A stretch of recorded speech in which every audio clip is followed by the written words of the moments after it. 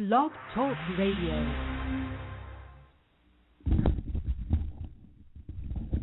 Oh, it's time to get real. Oh, yeah.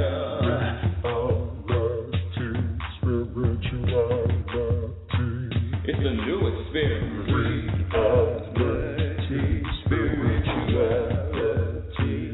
Yeah, keep your ears open for this one, man. You got a question for RLN?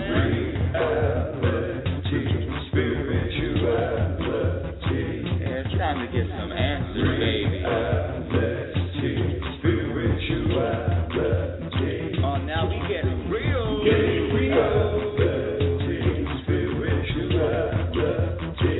it's time to get down.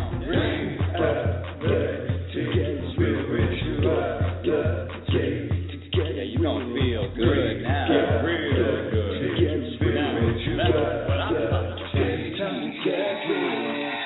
Ooh-wee. Oh, my goodness. Hello. Thank you so much. Thank you. Welcome, everybody. Welcome to Reality Spirituality. I am your host, Rebecca Lynn Norrington, and I'm so glad you're here with me today. This is going to be a crazy, wild show. It's a show about stories. It's a show about feel-great stories.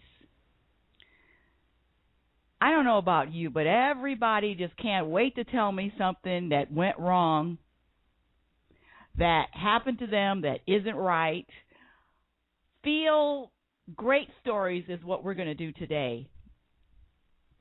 And I'm almost at a loss for words because I just arrived at the studio maybe 2 minutes ago.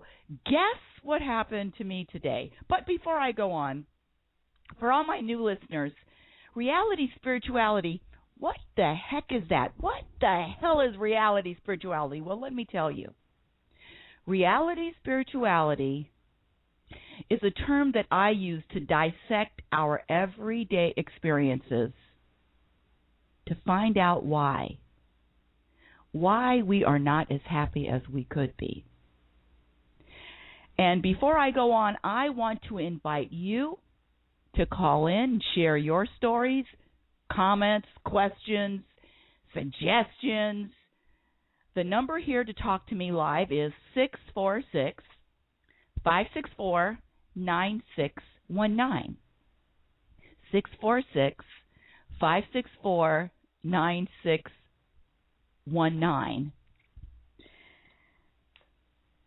Oh, my goodness. Usually, and you people are getting this hot off the press. I mean, this just happened to me less than a half hour ago. Before my show on Sunday, I usually relax, think about what I'm going to say, what is the topic, just kind of just take a walk in the park, skip through the tulips. But today I decided to do something different before the show. Guess what I chose to do before my show? I chose to go to Costco. That's right.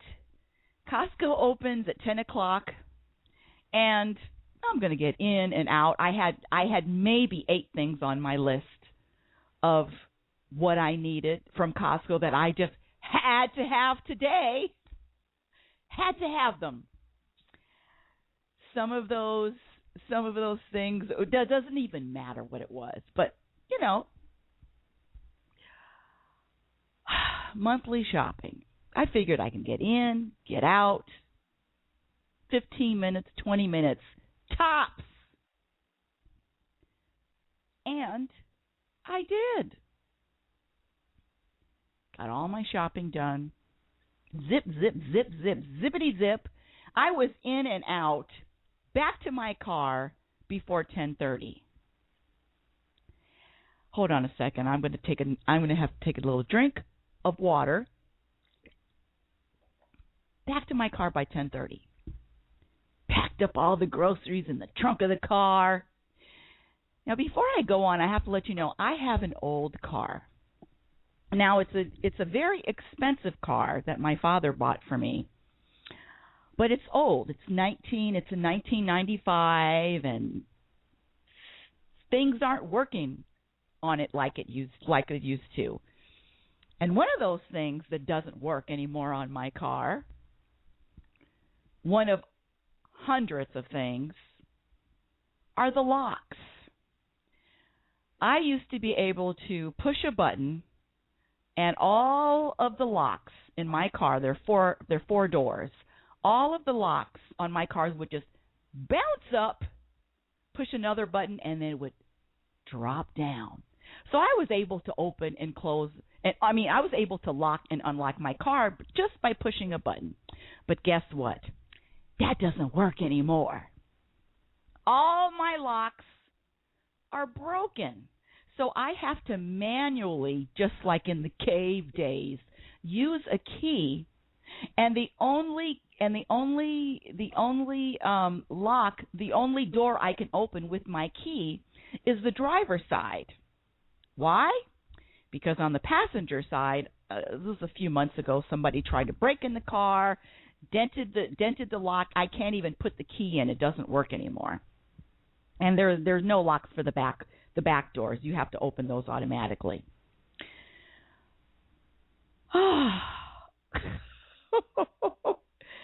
So my locks don't work. I packed all my groceries in the trunk. And this is what I always do. Open the door. I put my keys in the ignition. Put my wallet in the car. The phone was already in the car. And as soon as I finish loading the groceries, I'm ready to go, right? Wrong.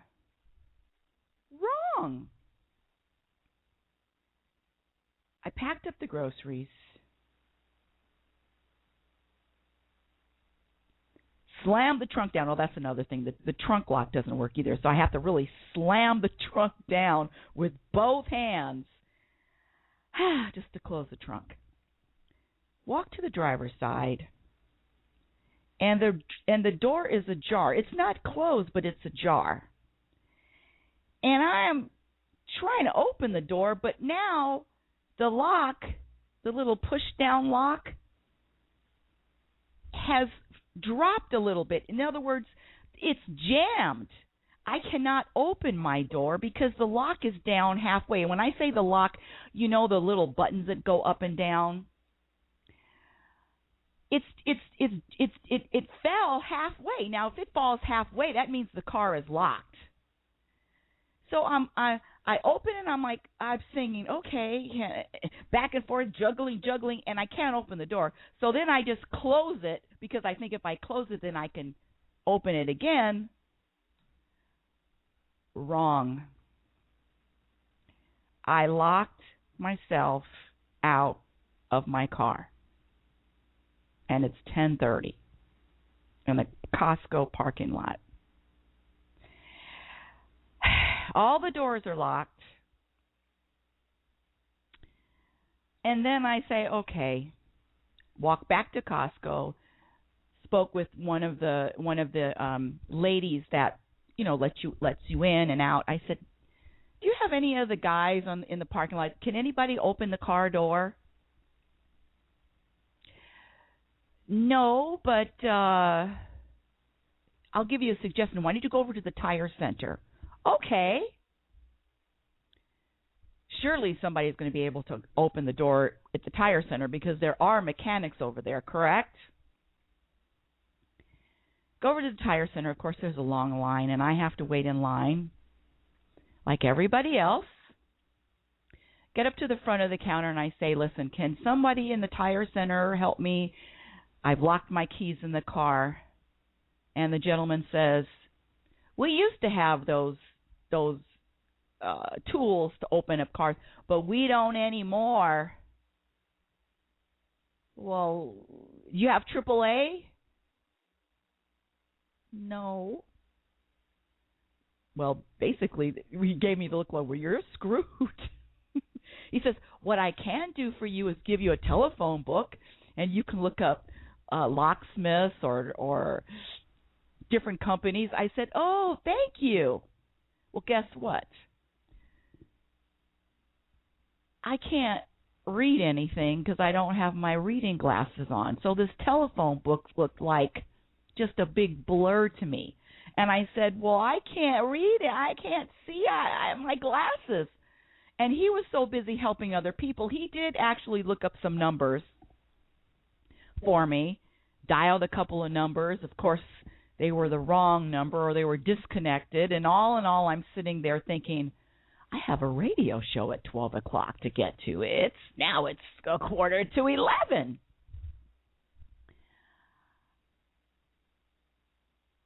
I had to breathe, take a couple of deep breaths, and I had to think, you know what?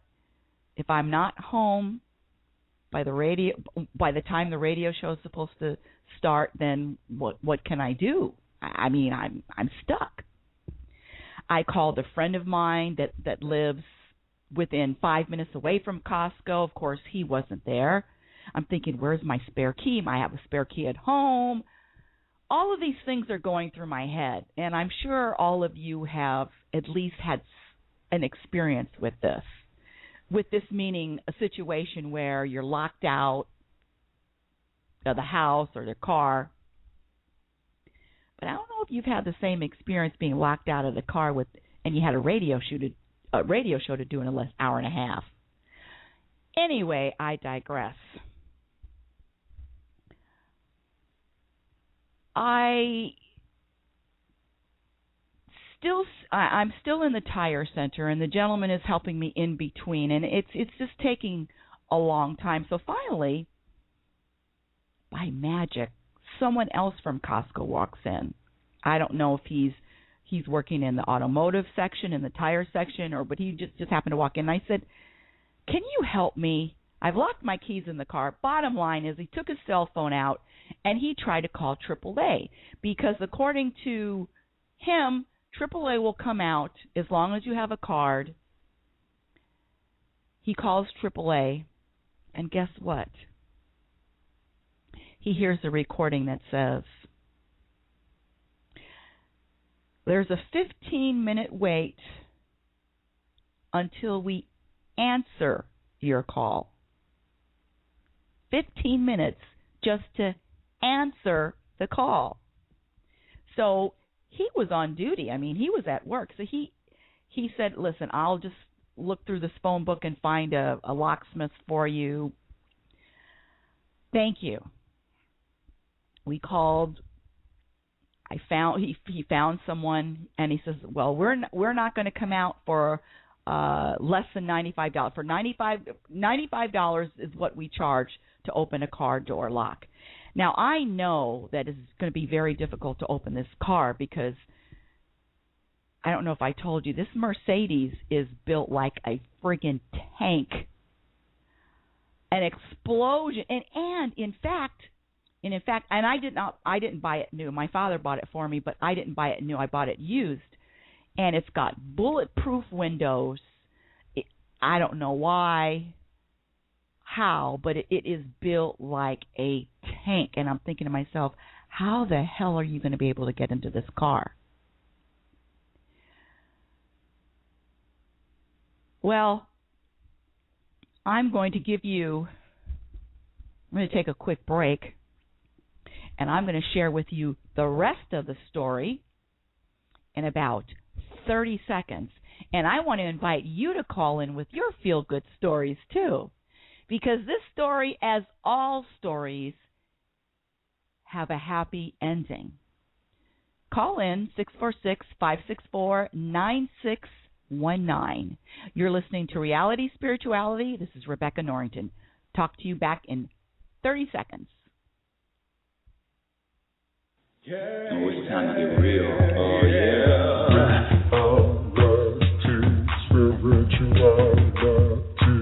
It's a new experience. Reality, spirituality. Yeah, keep your ears open for this one, man.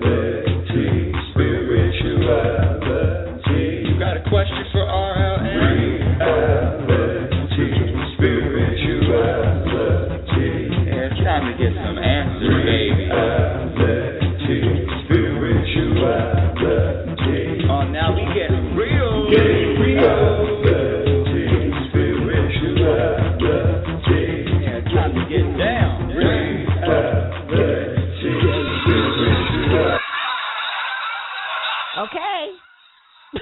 Why? I have people laughing already. Listen, I haven't even told you the rest of the story, but listen to this.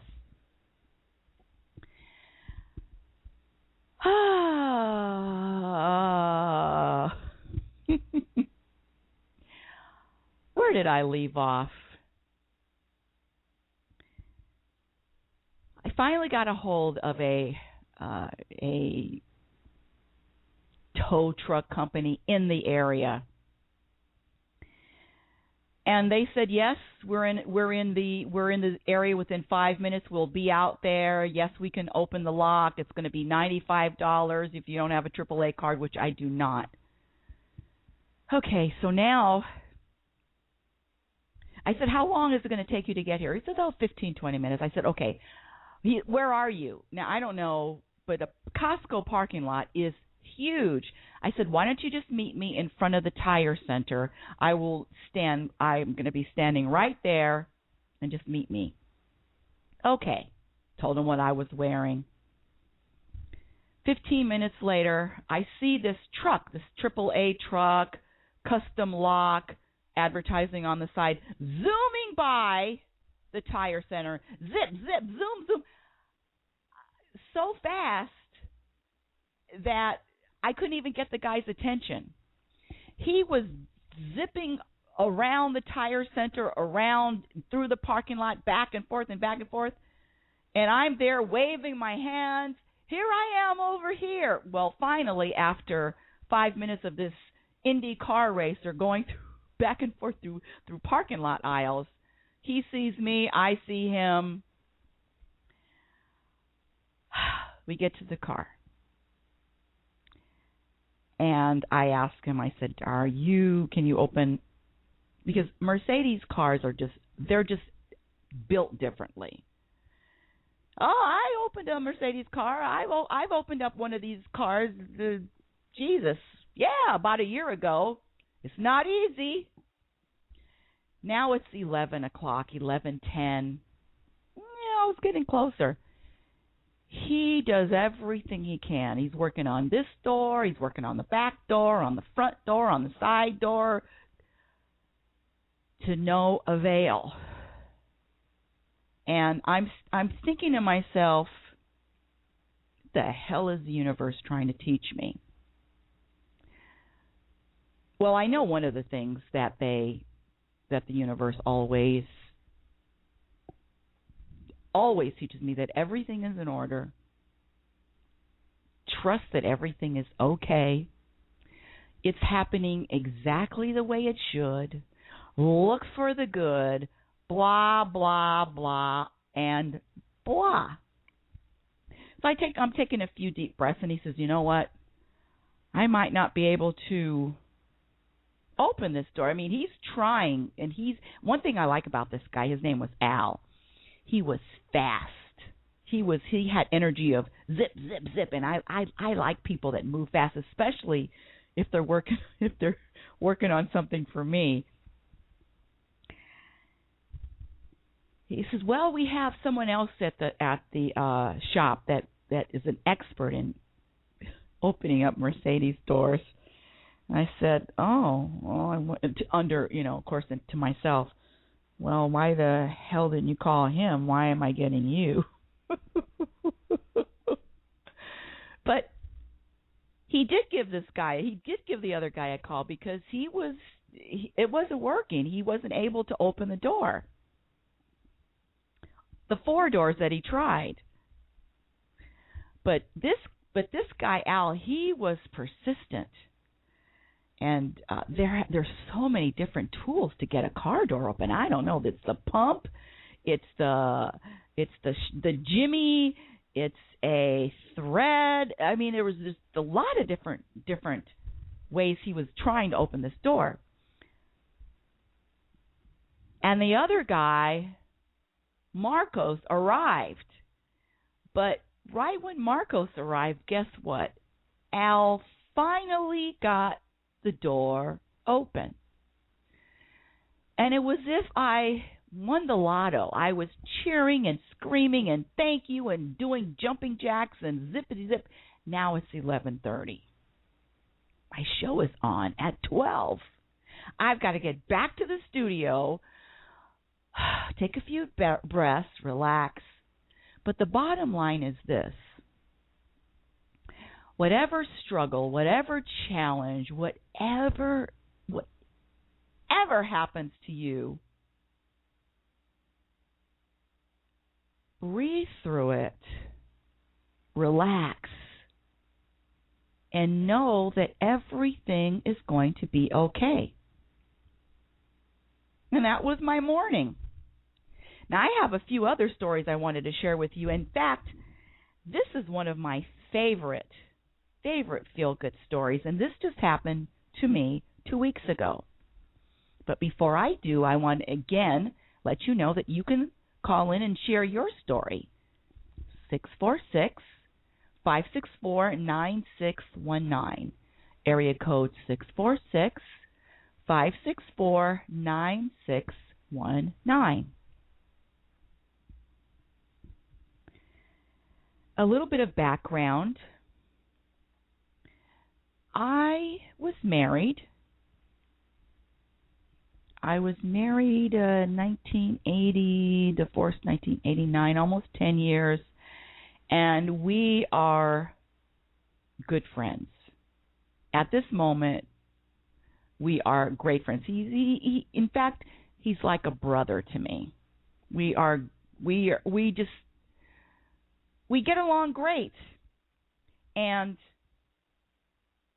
of course, there was a time, maybe about 5 or 6 years, that a little rocky.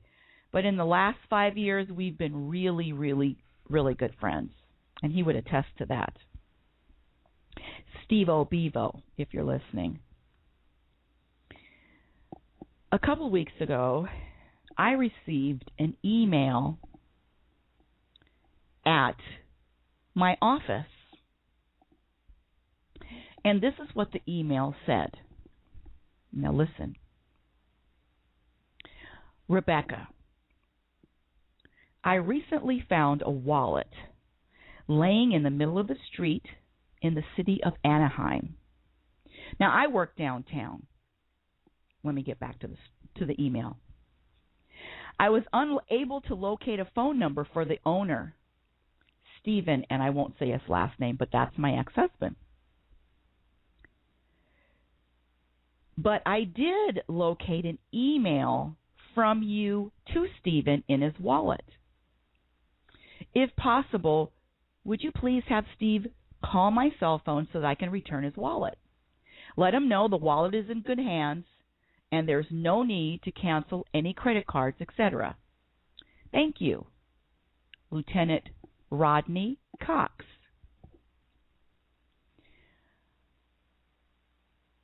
I work in Los Angeles. And Steve works in the Anaheim area. So that's probably how.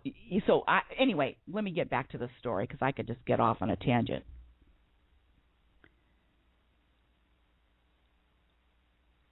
I call Lieutenant Cox, and he is a police officer for the Orange County. Lieutenant Rodney Cox for the Orange County Police Department. And I called just to make sure that everything is legit and where's the wallet. And I had a short conversation with him, and he says, yeah, I found the wallet. I was driving, and there was a man that was going through the wallet, rifling through the wallet. Now he says, I don't know if he was going to steal the contents or if he was looking for the owner, but he basically stopped this gentleman that was looking through the wallet just on a hunch, and he just could feel that this wasn't this gentleman's wallet on the street. And Lieutenant Cox was off duty.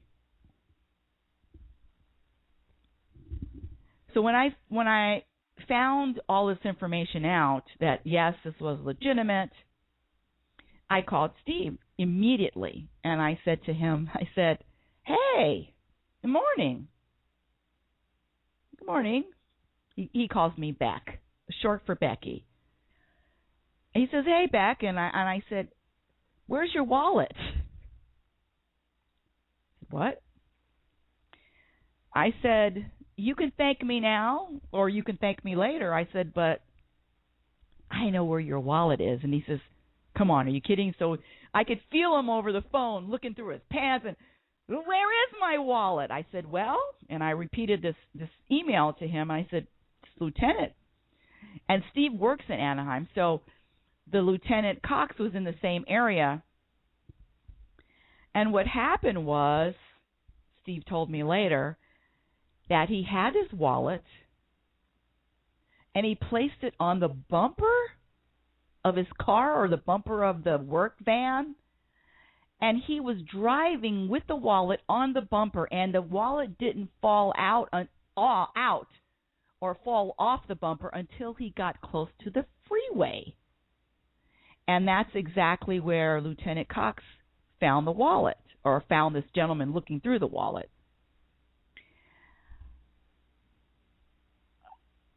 And Steve just could not believe it. I mean, can you think about the chances of finding a wallet?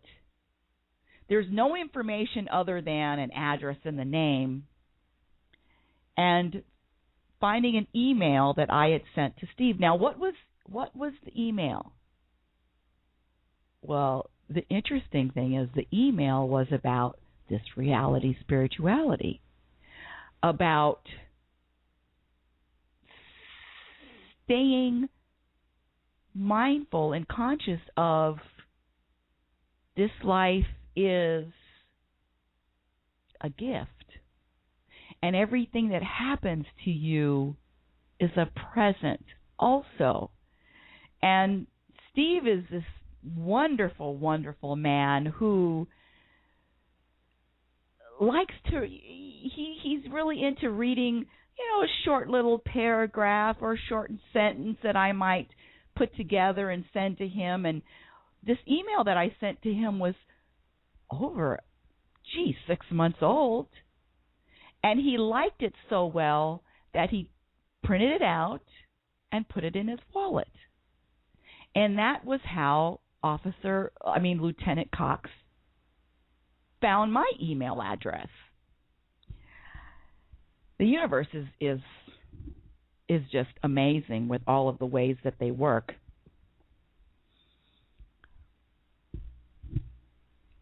So Steve went and met Lieutenant Cox, picked up his wallet, and of course he tried to offer Lieutenant Cox money, and Lieutenant Cox says, "No, I'm not going to accept any money." He says, I'm not going to. He says it's part of what I do. It's who I am. And I wrote back to Lieutenant Cox and I said, "Thank you so much for your service, and more importantly, thank you for your daily personal sacrifice.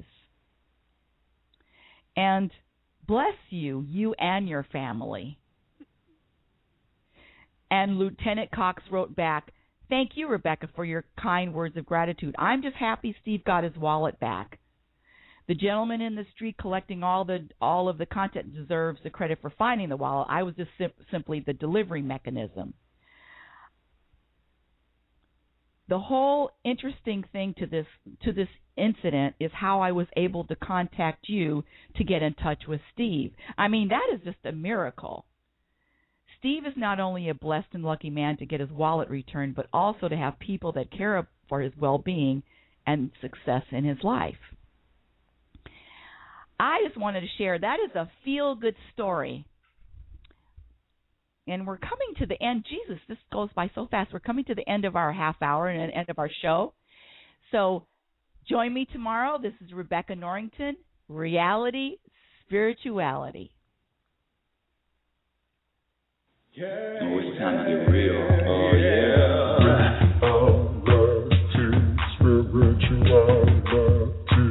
It's the new experience. Reality, spirituality. Yeah, keep your ears open for this one, man.